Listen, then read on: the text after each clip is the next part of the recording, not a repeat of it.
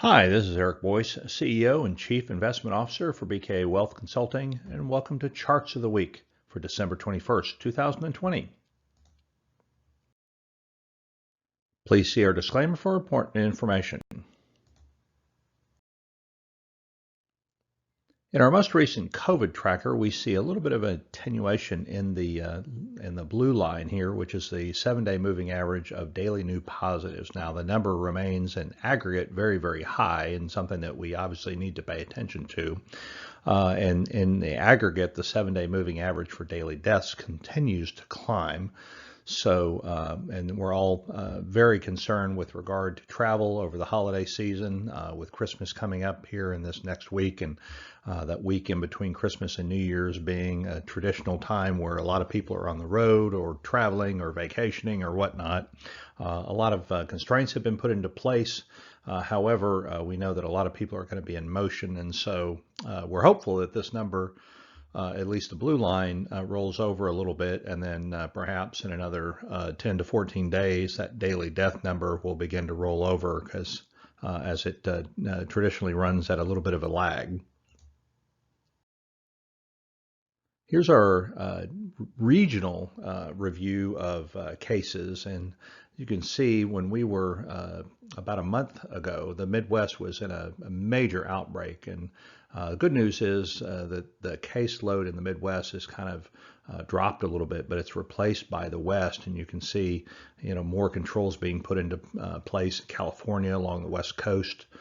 So on and so forth, and really in all regions, obviously we've had a net increase, but really the only area of the country that's really seen a noticeable drop off, at least from their highs, is the Midwest, although they still remain high relative, not relative, but in aggregate. Here's our current hospitalization rate, and this is the one that concerns most city officials across the country, and is getting probably not as much attention as the headline case number is, but this is really a measure of a utilization, if you will. It doesn't have utilization on here. It just shows the aggregate number of those that are hospitalized, but we are seeing in some areas where that there is capacity constraints.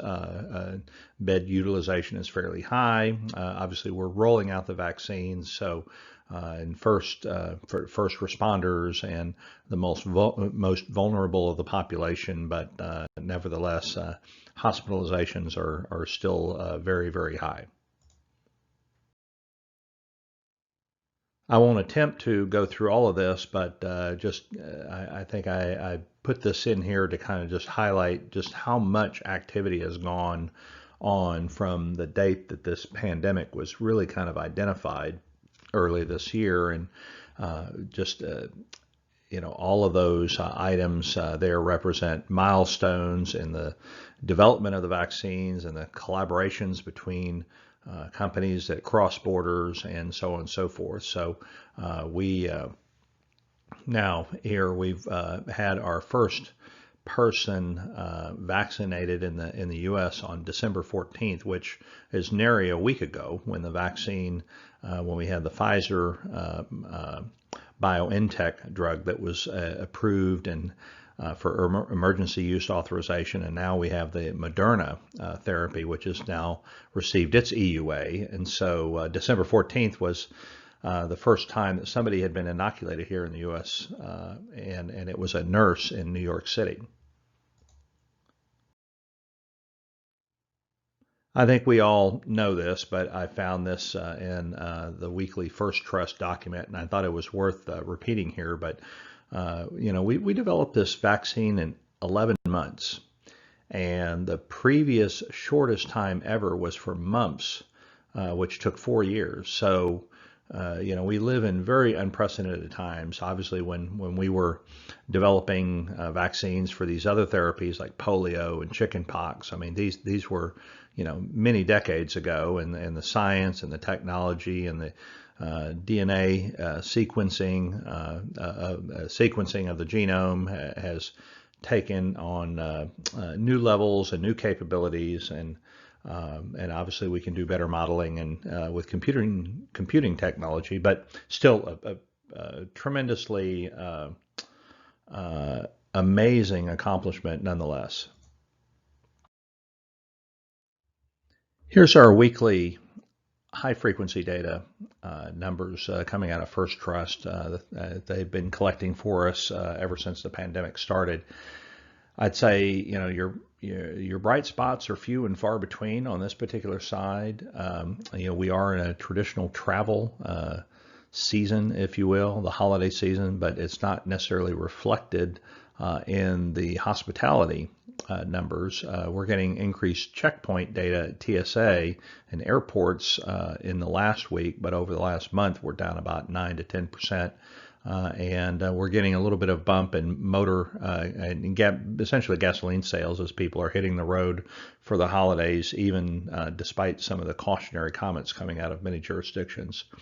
So hospitality is down, and we've had kind of a rolling over a little bit in steel production, although overall manufacturing numbers remain really, really strong. And if you look at the rail car traffic number, that represents a lot of consumer goods, durable goods, which we know sales have been fairly strong in that category. And we've seen some positive traction in a little bit of in the staffing numbers and to a small degree in jobless claims. I put this in here from Johns Hopkins because it takes where we are now and it draws forward based on their base case scenario in terms of people getting vaccinated and where are we, how long is it going to take to get caseloads to drop. And that really is a $64,000 question because it has everything to do with the pace of the economic recovery. And as we'll see in a few slides, there is a tremendous amount of optimism that is built into the equity markets right now, which creates both the potential for some reward and but certainly some significant potential for volatility as well. But in this case, we can see that green line that kind of connects us from where we are now in cases, it assumes that we're going to have a bump here in the essentially the last couple of weeks of the year. And then it begins to roll over as we get vaccinations. And, they're expecting by the end of the first quarter that we're going to have 25 million inoculations. I think that's probably a good assumption at this point. There are more aggressive assumptions out there, which I wouldn't, frankly, put a whole lot of faith into. I think logistics are going to, be challenging to some degree. And then, we really begin to see numbers get back to where they were only towards the end of this year. The end of next year. GDP, I want to take a look at this. We've got some economic, and we certainly have a lot of market charts to show you today. This does not actually have the U.S. in it. It just, U.S. is encompassed by that purple line, which is the world. But China, we know, has kind of fought its way out of the doldrums, and in a totalitarian regime, ironically, you tend to have better success in kind of controlling spread because you're not allowing anyone any civil liberties that we do here in the U.S. But if you look at emerging economies and advanced economies, GDP, it's going to take at least if you just look at advanced economies, you're not even going to get there by the end of 2021. It's going to be well into that next year, maybe 18 months or so for the advanced economies as a whole to kind of retrace the economic growth that has been lost in this pandemic. And if you look at emerging economies, excluding China, they're going to fare better. And again, this excludes China. So if you look at that kind of black line, we'll be there, probably by the first quarter of next year, which is pretty astounding and I think lays the groundwork for perhaps some positive implications for emerging market equities, emerging market bonds there as well. But again, just kind of a comment on this regional GDP or economic recovery. that is ongoing here in the pandemic. Here's the latest set of projections from the Federal Reserve coming out of their last meeting, and several of these are highlighted for your viewing. A lot of numbers on this page, but basically looking at 2021, looking at next year, the Fed from their September forecast, literally just 3 months ago, have increased their estimate of economic growth next year from 4.0 to 4.2%. Interestingly enough, if you scroll to the right, you see their longer run estimates are actually decreased slightly to 1.8%, which falls below the rate of inflation, which you see down there at 2.0 over the longer run, which is it has a lot of implications insofar as equity, long-term equity expected returns goes. But again, looking at the highlighted stuff, unemployment rate is expected to drop even further from their September estimate, from 5.5% to 5% by the end of next year. And then inflation, they're looking for it to pick up ever so slightly from about 1.7 to 1.8. However, that still remains below their kind of longer term 2% guideline. So the implication for that is clearly that short-term interest rates are going to remain low or near zero for a long time. This kind of takes some of what the Fed is looking at and kind of plots it on a graph. And a couple of these areas on unemployment and economic growth are kind of boxed in for you in red, but just, suffice it to say that, you've had increases in the estimate for growth in 2021, 2022, 2023, longer run GDP growth is as depicted there, and then unemployment rate you can see in these estimates continues to come down. Quick look on some of the economic sectors. We've been talking about housing for a long time, and this shows you, even though some of the National Association of Home Builders indices have rolled over a little bit in the last couple of months, they still remain quite elevated relative to history. If you look back on the left side, you've got some strong indicators that were still in evidence following the great financial crisis in 2008, and then the kind of the general recovery from 2009 through 2013. But so we're kind of back at those levels, and we were there at the end of last year.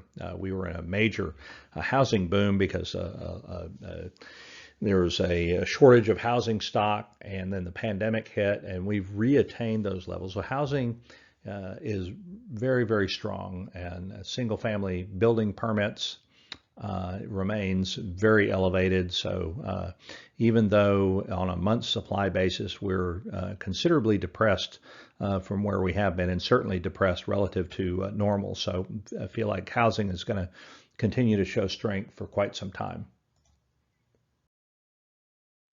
Manufacturing and trade, this represents inventories. That red bar is the most recent reading. So, a very healthy sign for the economy is that we're continuing to rebuild in inventories, which does help our economic growth. So if you look at the fourth quarter, if this trend were to continue, and even if that red bar is not quite as high in the next reading, it would certainly be additive to economic growth. We just don't want to see that bar roll over and then insinuate that inventories are being drawn down. That's typically not a healthy sign. If producers are optimistic about the future, they're going to be building inventory in anticipation of future orders. That's what we want to see here. Now let's talk about the market.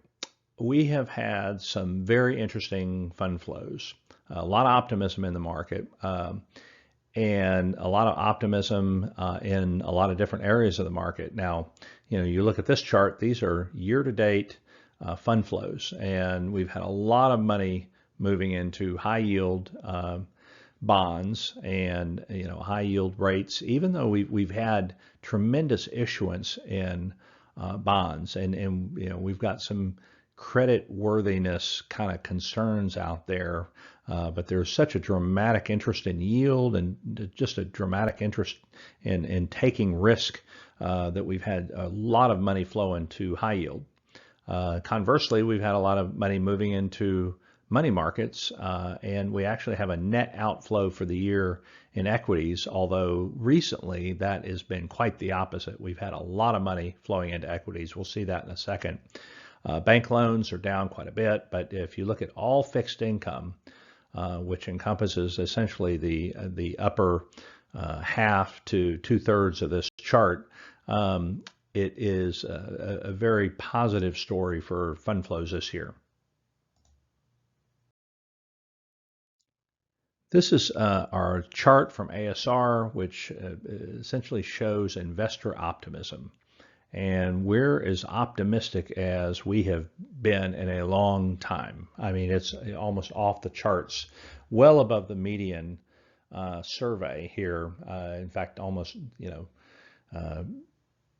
12 to 15 percentage points above this average. And it's very interesting that we've seen continuing positive trend throughout the year. A lot of this has to do with the vaccine development, and I think to a large extent this expectation that we're going to get right back to where we were at the end of last year in pretty short order. I would submit to you, and we already showed you the charts, that here domestically and in developed economies, I think it's going to take a little while longer. We've had a fair amount of net destruction, maybe a 10% that's not coming back, and we're having to rebuild that lost 10% out of growth coming out of the remaining 90%.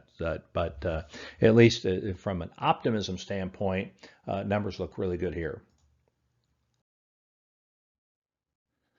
And this is what I was talking about a couple minutes ago with regard to equity fund flows. So, we know that bond inflows have been really, really strong this year, but equity inflows have been really, really strong just really in the last month and a half. Continuing the theme of money flows, I want to show you this chart. Now, this is data that comes to us from the Treasury. And so the green shaded area represents net foreign purchases of equities on our market. And it's plotted against this red line, which is the S&P 500 large cap index. So you can see that there's been ebb and flow and net foreign purchases, but it's been really strong this year.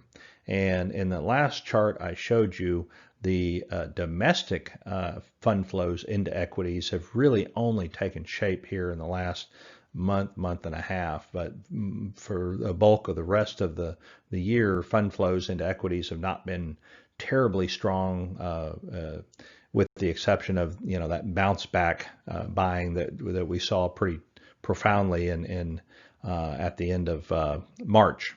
But suffice that to say, even despite a weaker dollar, we've had a tremendous amount of interest in the U.S. market. It's kind of like the best in class area to invest in. So we've got a lot of kind of savvy foreign investors that are putting their money in the domestic market, and obviously it's helped to fuel a rise in U.S. equities.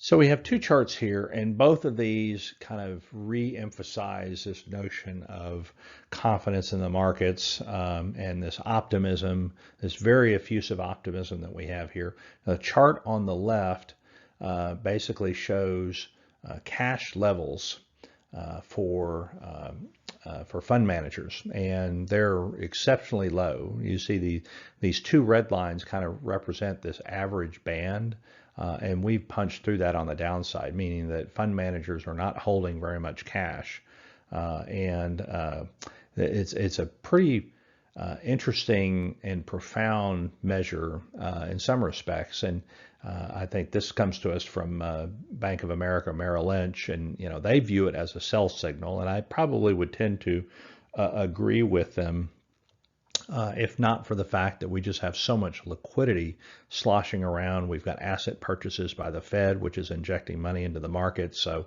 I probably think that this equity market, by this indicator alone, has, more room to run. But clearly, this is something that you want to pay attention to when cash levels are this low and people are this optimistic.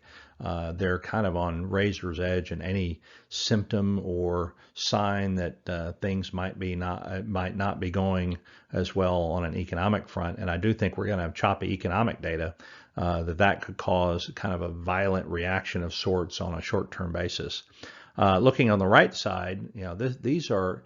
It's another measure of fund managers, but basically, the net percentage that they are overweight cash is basically nil to negative. So it's just telling you that there's a lot of optimism, not only from individual investors, but also from professional investors as well. And then here's another indicator that kind of shows you that there's a lot of optimism in the market. Time series that goes back to the beginning of this century, really, 2000, is the put-call ratio. And usually when that number is really, really low, there's a lot more optimism in the market because there are more call option contracts outstanding, which basically pay the owner of a call option if the equity market goes up, whereas a put option would pay the owner of that option only if the market went down. And so when you see a put-call ratio that's in decline, that's very optimistic in terms of the outlook in the market. And so here, this indicator is really, really low. I mean, as low as we've seen it in a long time. And I think it really suggests a little bit of exuberance and froth in the market.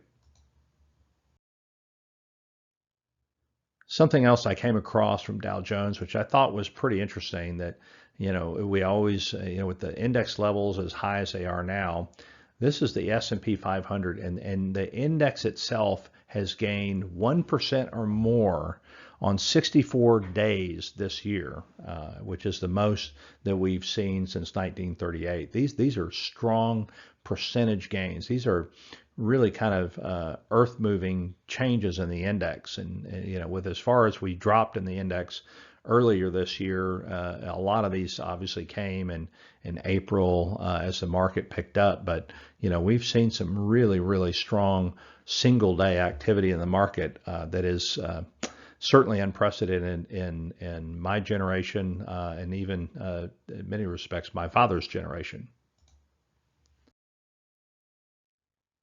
But let's talk about valuations. So a lot of money flows into the market recently, a lot of foreign flows into the market, a lot of froth, optimism, low cash levels, etc. Well, here's our PE ratio, and you've got to go back to the dot-com bubble to see valuations as high as they are now. Again, there's a lot of money flows, there's a lot of liquidity in the market. We've talked about that. That's helping to fuel this, but you can't ignore the fact that valuations are at really stretched levels when you look at it kind of in total. And so you just want to be real careful. You always want to be real careful when you see optimism levels, the likes of which we have right now. You always want to be careful of that, not buy in hook, line, and sinker. And just because, you've got a bunch of people that are kind of jumping off the proverbial cliff, that doesn't mean that you need to be doing that as well. And so we take a very strong and stern eye to this type of data. We've got a couple of sector areas. We've talked about home building and the housing market. Here's energy. Now, interestingly enough, with all of the froth in the market, energy has really lagged. And we know when oil prices dropped, and they're kind of holding in kind of an upper 40s level, if you will. So we know that the valuations here are really profoundly cheap relative to the rest of the market. And this is basically indicated in the lower half of this chart.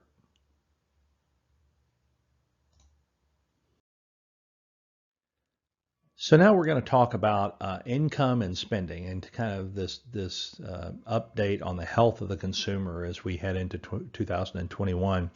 This is from a company called Morning Consult, and they're measuring the percent of adults in the U.S. who have lost pay or income during the last week. And so if you look at the most recent trends, if you kind of take basically October and draw it forward, that number is perking up, and we know that in the summer, we had a lot of folks at the lower socioeconomic layers that were receiving assistance that had ended, and we know that we've got more programs that will be ending at the end of this month, essentially 2 weeks from now. But you've got labor numbers that have been a little bit more choppy lately, and what this is resulting in is that you've got an uptick in the number of people that are witnessing paid decreases. And so this has implications on the consumption part of our economy, which represents over 2/3 of the economy.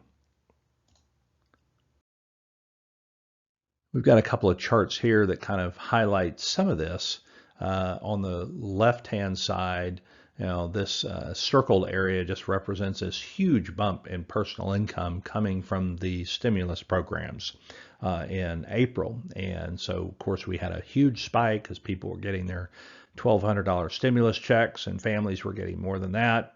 And then, they were, then that was a shot in the arm. And then we had that kind of taper off, and it continues to taper off. And so, the risk of not having this follow-on stimulus package, which I do think we're going to get here before the end of the month, and but the checks may not arrive for people until beginning of 2021. But it is, you can see here clearly, kind of the rolling over and the ability for consumers to spend when they don't have that stimulus.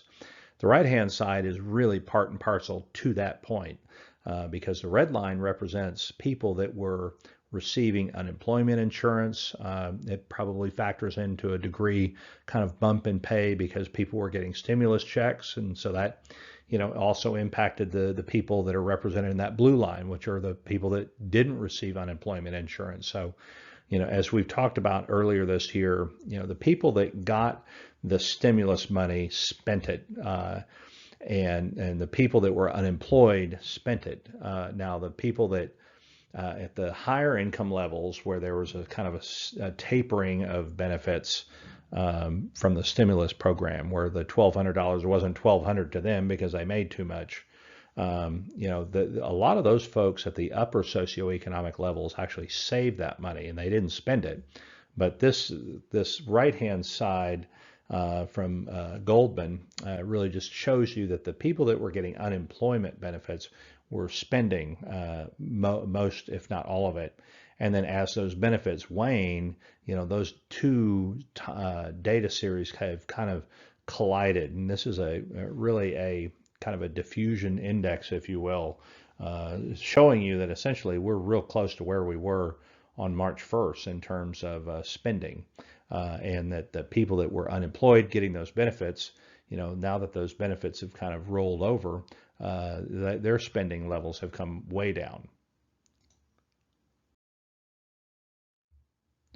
This is a chart that just kind of plots your restaurants and bars versus grocery stores. You expect grocery stores to be up on a percentage basis year over year because more people are staying at home, of course, but that comes at the expense of restaurants and bars, and we're already seeing new restrictions as cases are going up, hospitalization rates are going up, and so you're seeing jurisdictions that are clamping down again. So we are seeing sales at restaurants and bars rolling over once again.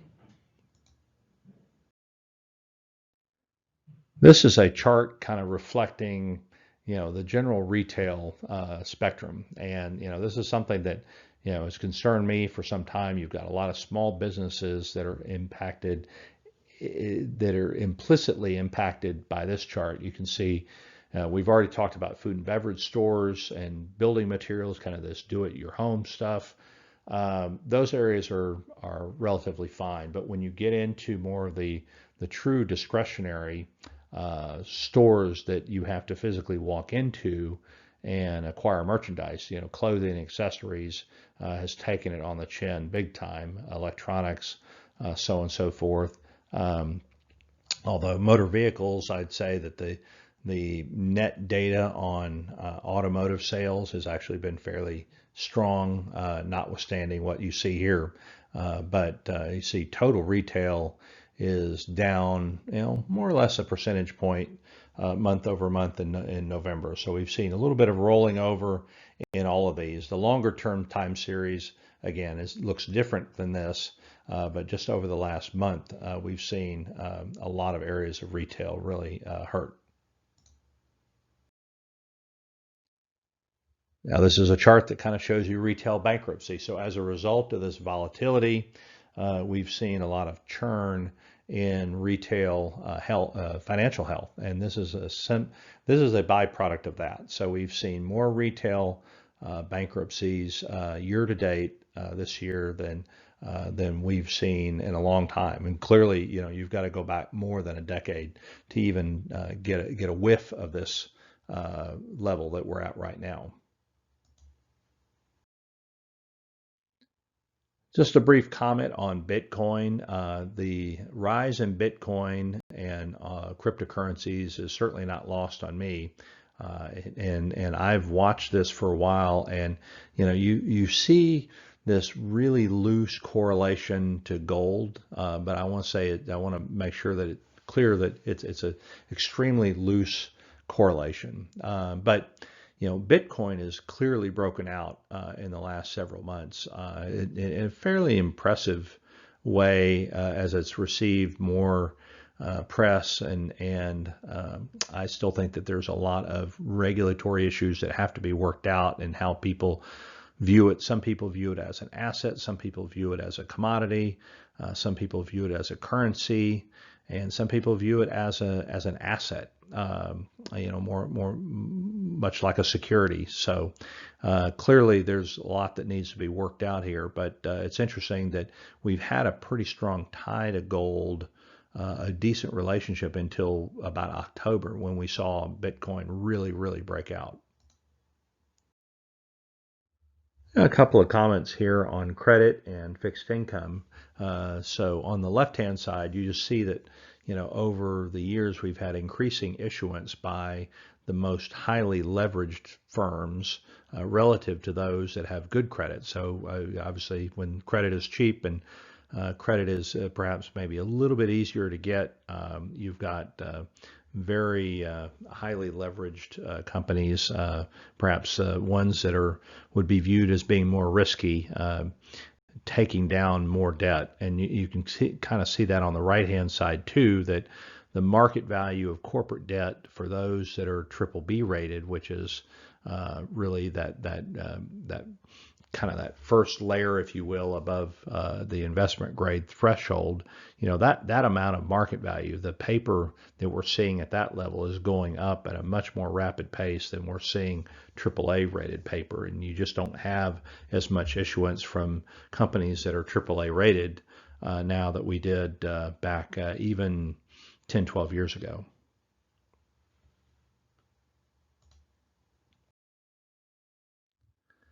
This comes to us from Moody's, but is reprinted by BCA Research. But in each of these lines, it just kind of shows you that you have on the top side, you've got non-financial corporate sector leverage. And we're talking about leverage, and it's kind of perked up a little bit. But then you have defaults, which have kind of tracked that a little bit. So I think the jury's still out on where default rates are going to go, but this chart kind of speaks to that. And if you look at really the top two data series as they're plotted, so in that middle area, you've got job cut announcements, and obviously we've seen a lot of job cut announcements this year, and so you've seen that default rate trickle up as a result of that. Now, these are kind of coincident indicators, meaning that they're not necessarily driven by one another, but they're both influenced by the same factors. And you can see that, not only you've got more issuance on more levered firms that we just saw on the prior slide, but then with jobless announcements and kind of this economic stress that companies are facing, you're seeing an uptick in default rates as well. And I think we'll just have to kind of see how this plays out in 2021 as far as where that default rate goes. If we're, if we kind of recess, if you will, or maybe fall into kind of another mild type or a recession because of delays or logistical problems with deploying the vaccine or something like that, I think you could see a decent spike in the default rate. And in our last chart of the week, I just wanted to kind of highlight something that I've seen in other charts, and we've showed you a couple of these charts in the past. But it's just this whole notion that in this pandemic, we find that more households are having trouble putting food on the table.